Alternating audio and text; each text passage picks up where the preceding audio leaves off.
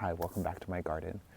Recently we put in a new outflow for our storm drains, which is this here. We had the option to close it up, but we kind of wanted to leave it open because I thought it made like a cool environment to plant, just like a different garden from the other areas that we have.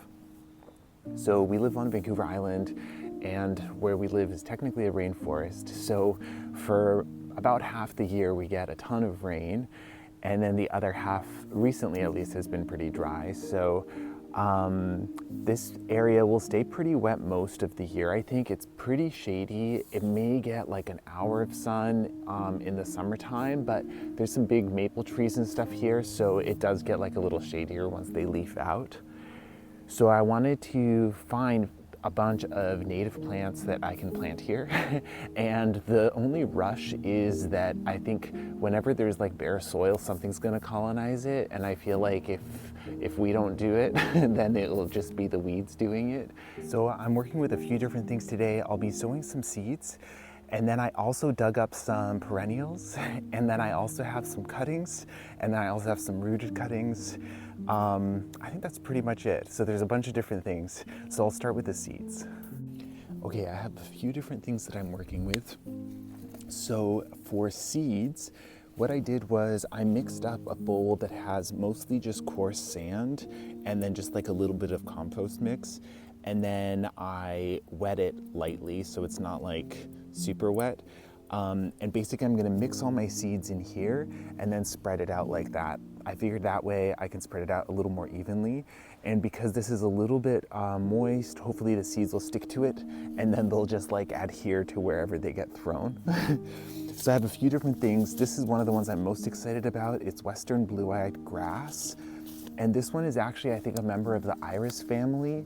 It has grass-like foliage. I think it gets taller when it's shadier and stays shorter if it's like in a sunnier place. And then it has these like little blue flowers. So the seeds are pretty small. And this pack has a ton, but I feel like we're just gonna eyeball it. Germination rate says is 82%, but I guess these ones have a pretty long germination period where it has to stay somewhat moist. So hopefully just by having like a few extras, it'll guarantee that some of them work.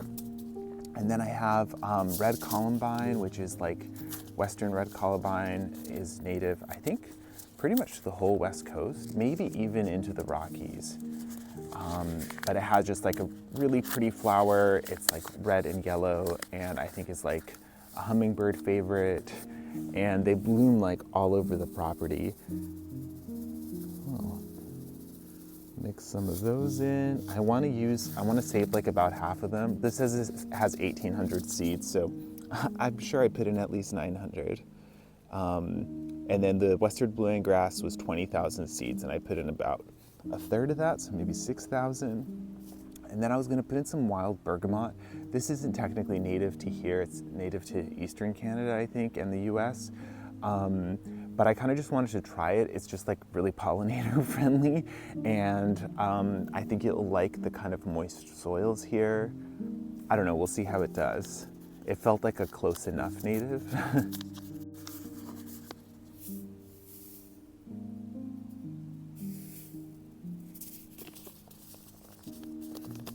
There were a couple things that I couldn't get hold of as well. So I think next year I'll sow some big leaf lupins because they seem to want a cold period.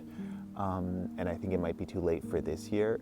But I do have a bunch of big leaf lupins, so I might actually just collect my own seed and bring them out because I think they'll love it here too.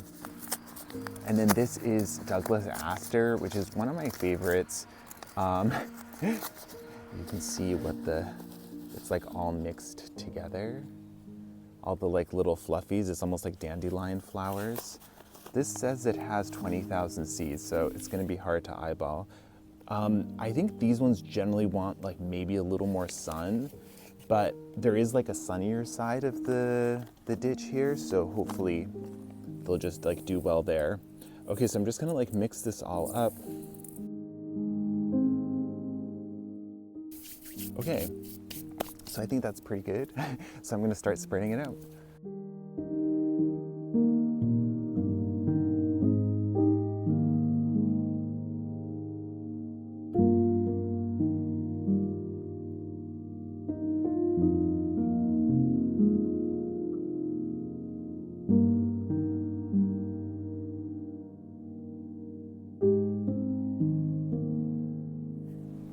Okay, next I have these cuttings. So I have 3 of the salmonberry. This one is, I'm sure, a relative of like raspberries and stuff because the berries look pretty similar. They have like a salmon color.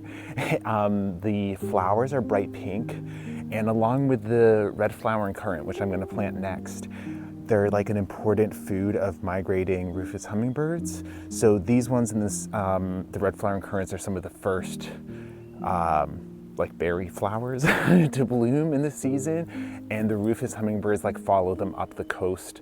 I'm guessing they overwinter maybe in California, maybe Mexico, I'm not sure. And I guess like as the salmonberry and the red flowering currants start to bloom coming up the coast, like they slowly make their way up. And we just saw our first couple like a few days ago, and the red flowering currants and salmonberries are just starting to bloom too. So perfect timing.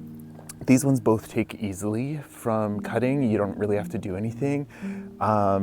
So it's basically like a stick them in the ground type thing. Make sure there's a few nodes below the surface of the soil.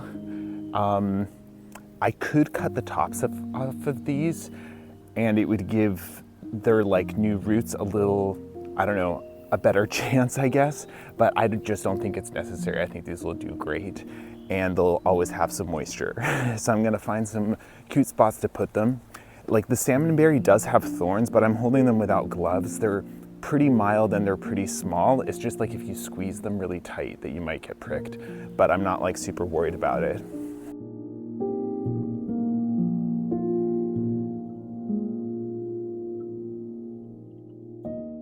So these ones should make a nice clump, and this is the shadier side, so I'm planting them on this side because I think that's what they'll like. I don't know if you can see, there's also some down there, so I know it's a good spot for them.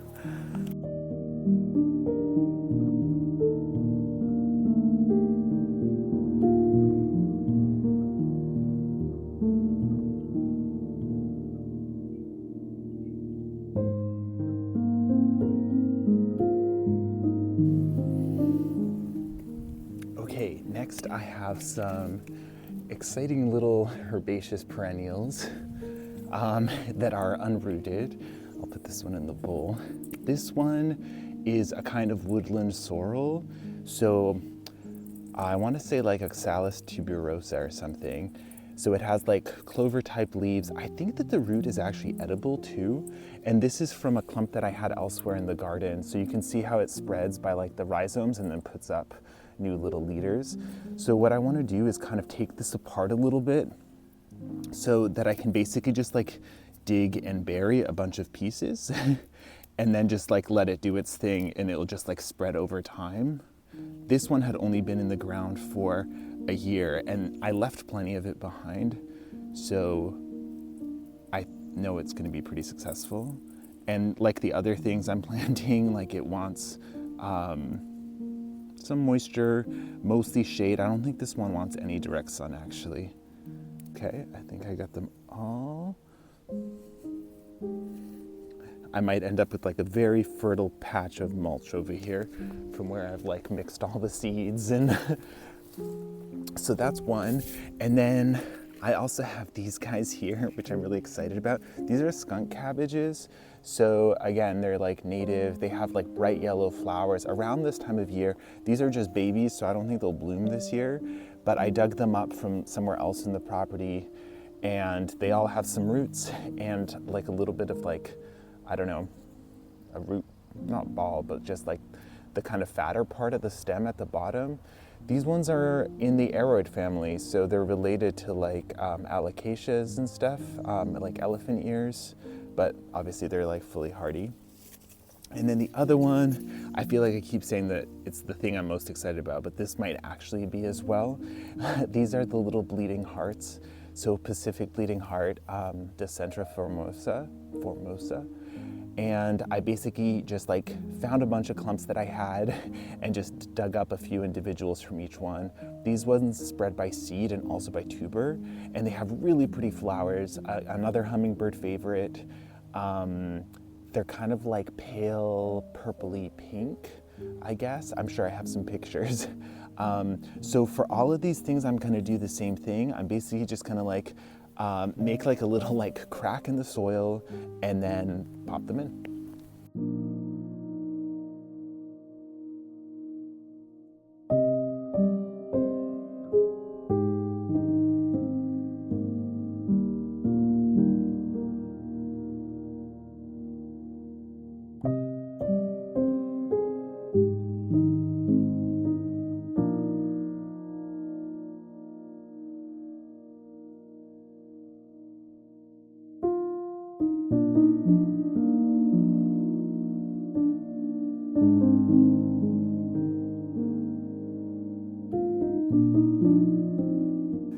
So for the Decentra, there's actually some growing in the water already. I don't know how happy that's going to be there, but I figured that it probably knows best.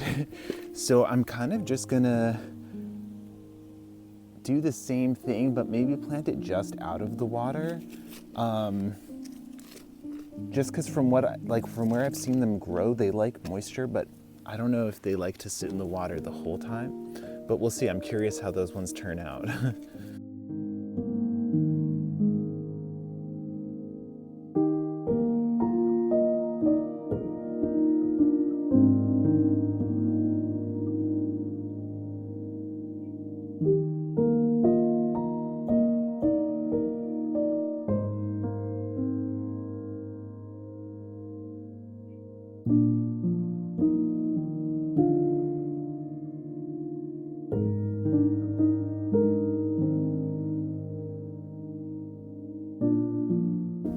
So for the woodland sorrel, as far as I know, it likes to be just like a little bit drier than the others. And I don't think it wants any direct sun. So I'm gonna try and bury them on this side. And the roots are like, I don't know, they seem a little bit fragile. Or at least they don't seem to appreciate like being dug up and moved.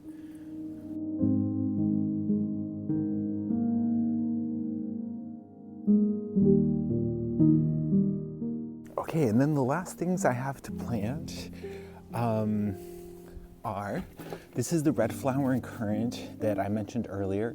And this is actually one that I propagated myself. I took a cutting, I can't remember if it was last year or the year before, but you can see there's like some roots. It's not like super like root bound or anything, but anyway, I think there's like plenty here to work with. And then this is just like a regular sword fern. We have a bunch of these. They're like awesome. And you can actually see its little like fiddle leaves, fiddle leaf things coming up here, little like curly things. So hopefully that will, like, I want to get like a bunch more of them, but like for now, one's a good start. And then the last one is these three, Vanguvaria hexandra, I think they're called. I forget what the regular name is.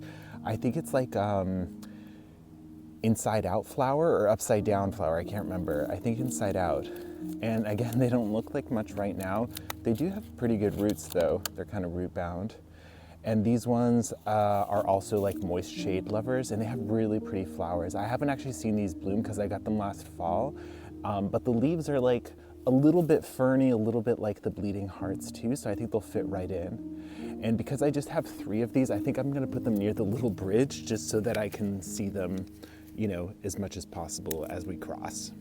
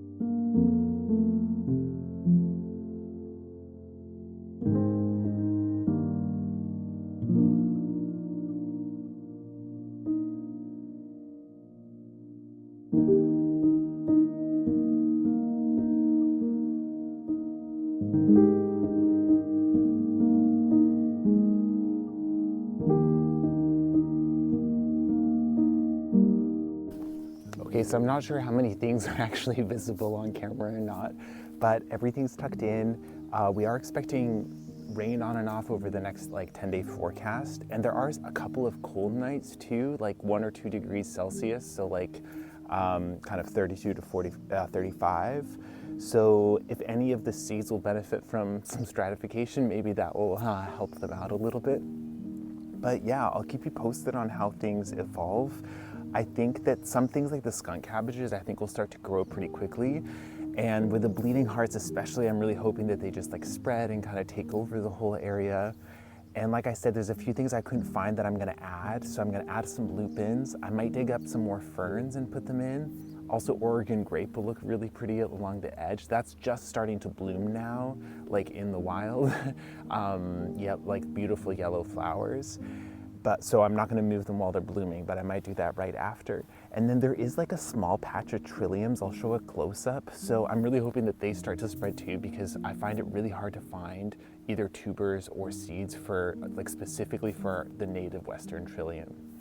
Anyway, yeah, so that's basically it for today's project. So thanks for coming along, and I'll catch you up when there's, some progress to show, and I'll catch you next time.